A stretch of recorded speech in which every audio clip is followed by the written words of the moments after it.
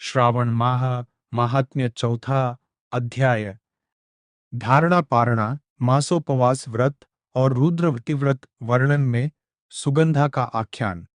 ईश्वर बोले, हे सनत कुमार, अब मैं धारण पारण व्रत का वर्णन करूंगा। प्रतिपदा के दिन से आरंभ करके सर्वप्रथम पुण्याह वाचन कराना चाहिए। इसके बाद मेरी प्रसन्नता के लिए धारण पारण व्रत का संकल्प करना चाहिए। एक दिन धारण व्रत करे और दूसरे दिन पारण व्रत करे। धारण में उपवास तथा पारण में भोजन हो। श्रावण मास के समाप्त होने पर सबसे पहले पुण्याह वाचन कराना चाहिए। इसके बाद हे मानव, आचार्य तथा अन्य ब्राह्मणों का वरण करना चाहिए।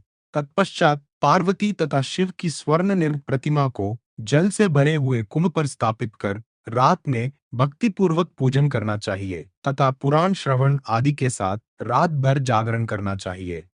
प्रातःकाल अग्नि स्थापन करके विधि पूर्वक होम करना चाहिए। त्र्यंबक इस मंत्र से तिल मिश्रित भात की आहुति डालनी चाहिए।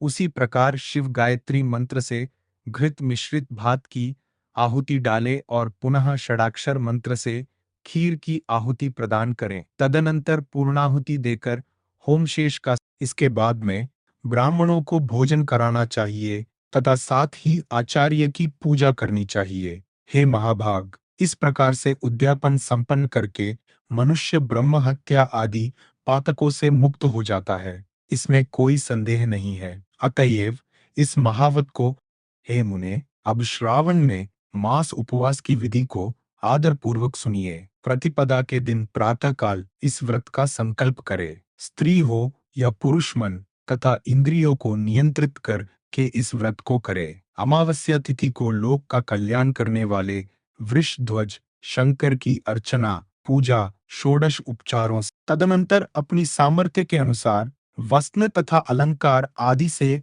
ब्राह्मणों का पूजन करे, उन्हें भोजन कराए तथा प्रणाम करके विदा करे। इस प्रकार से किया गया मास उपवास व्रत मेरी प्रसन्नता कराने वाला होता है। हे सनत कुमार, मनुष्यों को सभी सिद्धियां प्रदान करने वाले लक्ष्य संख्या परिमित रुद्रवर्ती व्रत के विधान को सावधान होकर सुनिए।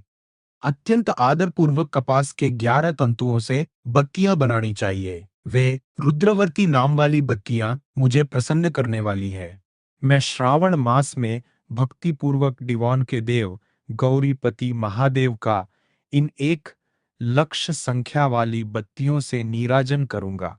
इस प्रकार श्रावण मास के प्रथम दिन विधिपूर्वक संकल्प करके महीने भर प्रतिदिन शिवजी का पूजन कर 1000 बत्तियों से नीराजन करे और अंतिम दिन 71,000 बत्तियों से नीराजन करे अथवा प्रतिदिन 3000 बत्तियां आदर पूर्वक अर्पण करे और अंतिम दिन 13,000 बत्तियां समर्पित करे अथवा एक ही दिन सभी 1 लाख बत्तियों को मेरे समक्ष जलाएं। प्रचुर मात्रा में घृत में भिगोई जो स्निग्ध बत्तियां होती हैं वे मुझे प्रिय हैं। तत्पश्चात मुझ विश्वेश्वर का पूजन करके कथा श्रवण करें।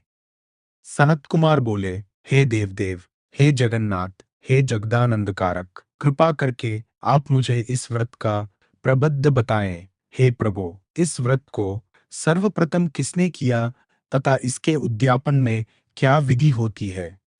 ईश्वर बोले, हे ब्रह्मपुत्र, व्रतों में उत्तम इस रुद्रवर्ती व्रत के विषय में सावधान होकर सुनिए।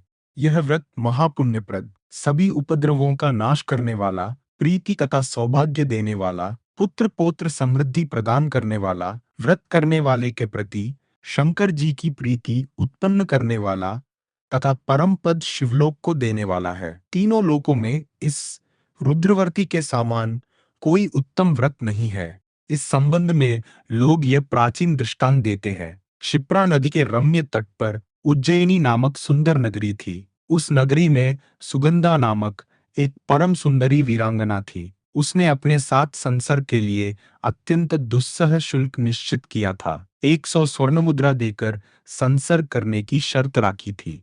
उस सुगंधा ने युवकों तथा ब्राह्मणों को भ्रष्ट कर दिया था। उसने राजाओं तथा राजकुमारों को नग्न करके उनके आभूषण आदि लेकर उनका बहुत तिरस्कार किया था। इस प्रकार उस सुगंधा ने बहुत लोगों को लूटा था। उसके शरीर की सुगंध से कोस भर का स्थान सुगंधित रहता था। वह पृथ्वी तल पर रूप लावण्य और कांति की मानो निवास स्थली थी।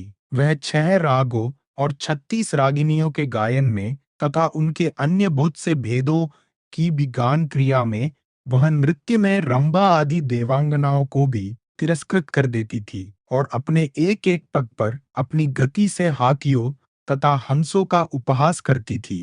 किसी दिन वह सुगंधा कटाक्षों तथा भोर चालन के द्वारा काम बाणों को छोड़ती हुई क्रीड़ा करने के विचार से क्षिप्रा नदी के तट पर उसने ऋषियों के द्वारा सेवित मनोरम नदी को देखा। वहां कई विप्र ध्यान में लगे हुए थे तथा कई जप में लीन थे, कई शिवार्चन में रत थे तथा कई विष्णु के पूजन में तल्लीन थे। हे महामुने, उसने उन ऋषियों के बीच विराजमान मुनि वशिष्ठ को देखा। उनके दर्शन के प्रभाव से उसकी बुद्धि धर्म में प्रवृत्त हो गई।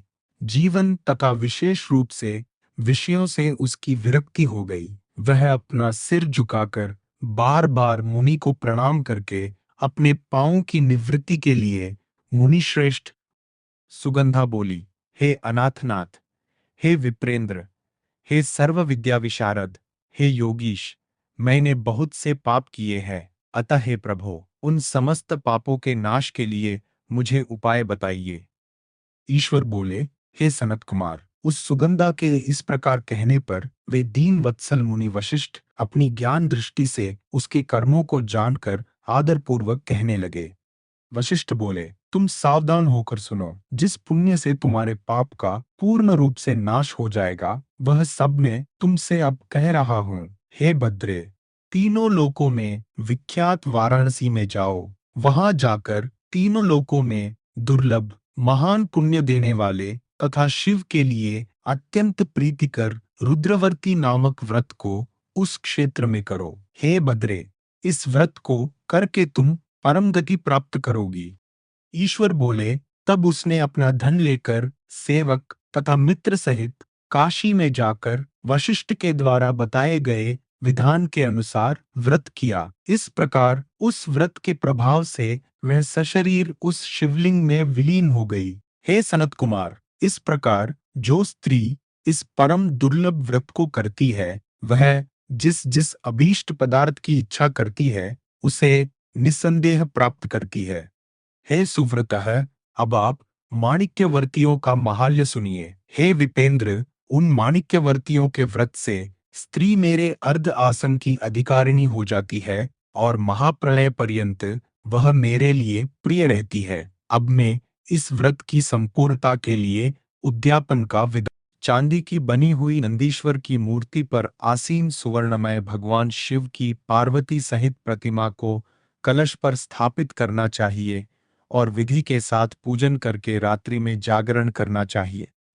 इसके बाद प्रातःकाल नदी में निर्मल जल में विधिपूर्वक स्नान करके 11 ब्राह्मणों सहित आचार्य का वरण करना चाहिए। तत्पश्चात रुद्र सूक्त से अथवा गायत्री से अथवा मूल मंत्र से घृत, खीर तथा बिल्व पत्र, इसके बाद पूर्णाहुति होम करके आचार्य आदि की विधिवत पूजा करनी चाहिए तथा सपत्नी 11 उत्तम विप्रों को भोजन कराना चाहिए।